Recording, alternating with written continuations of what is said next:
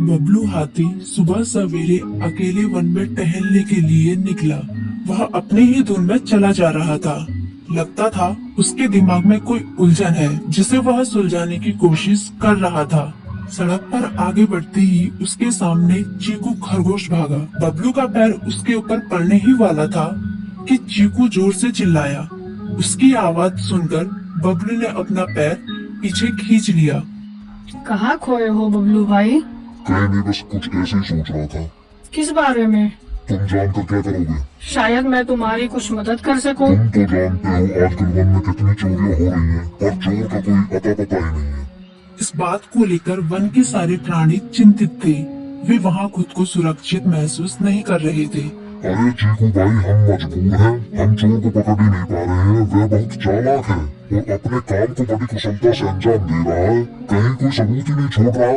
हमारे राजा इस बात को लेकर बहुत चिंतित है। यही कारण है कि हम सब इस बारे में सोच रहे हैं। अब तुम मेरी इसमें क्या मदद कर सकते हो?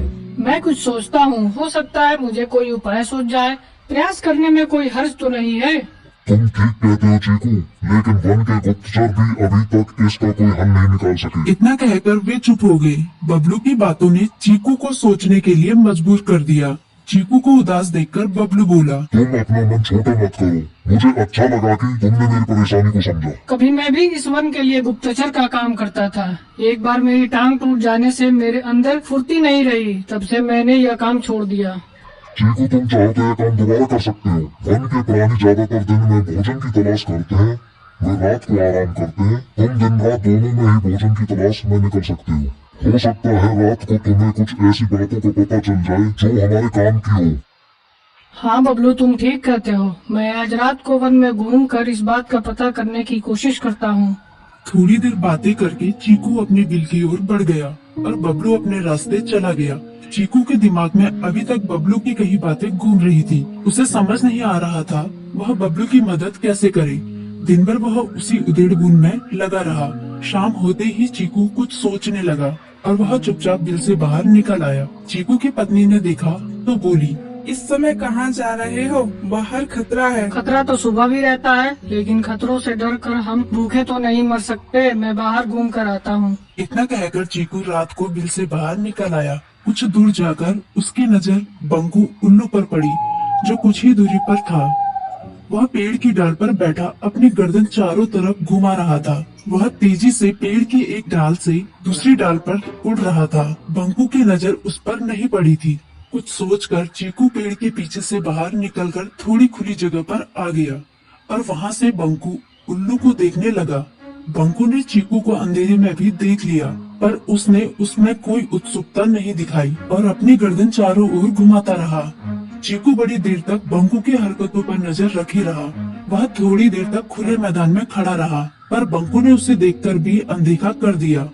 उसने महसूस किया कि बंकू के आसपास चमकू चमगादड़ भी मंडरा रहा था। कुछ देर वन में घूमने के बाद चीकू अपने बिल में लौट आया और सुबह होने का इंतजार करने लगा। अगली सुबह बबलू उसी रास्ते में जा रहा था। रास्ते में चीकू उसका इंतजार कर रहा था। आज बड़ी जल्दी आ गए बबलू। हाँ, आजकल मुझे चिंता की वजह से नींद नहीं आती। कोई नई खबर है क्या? यकीन से तो मैं नहीं कह सकता, पर मैं तुम्हें ऐसे प्राणी का नाम बता सकता हूँ जो शायद चोरों की मदद कर रहा है। कौन है वो? बंकू उल्लू। इतना कहकर चीकू ने रात की घटना उसे ज्यों की त्यों सुना दी। इसे सुनकर बबलू का माथा ठनका। बबलू की आंखें चौंधी आ गई। तुम ठीक कह रहे हो। मुझे आज रात बंकू और चमकू पर नजर रखनी होगी। इतना कहकर वे दोनों अपने अपने रास्ते चले गए। बबलू रात को अपने साथियों के साथ बंकू पर नजर गड़ाए रहा। उसकी संदिग्ध गतिविधियों को देखकर बबलू ने उसे उसके साथियों चंकी और संकी लोमड़ के साथ पकड़ लिया। बबलू ने सख्ती से पूछताछ करनी शुरू कर दी। तुम इस समय बंकू चमकू के साथ क्या कर रहे हो? हम चारों दोस्त हैं, इसलिए साथ बैठकर बातें कर रहे हैं। चमगादड़ और उल्लू की दोस्ती तो समझ में आती है, पर लोमड़ के साथ दोस्ती कैसे हो सकती है? सख्ती से पूछने पर दोनों ने अपना जुर्म कबूल कर लिया और सभी चोरियों के बारे में बताया जो उन्होंने कुछ दिन पहले वन में की थी। बबलू ने उनके चोरी का सारा सामान भी बरामद कर लिया। बंकू और चमकू को अभी तक समझ में नहीं आ रहा था कि वो इतनी आसानी से कैसे पकड़ में आ गई।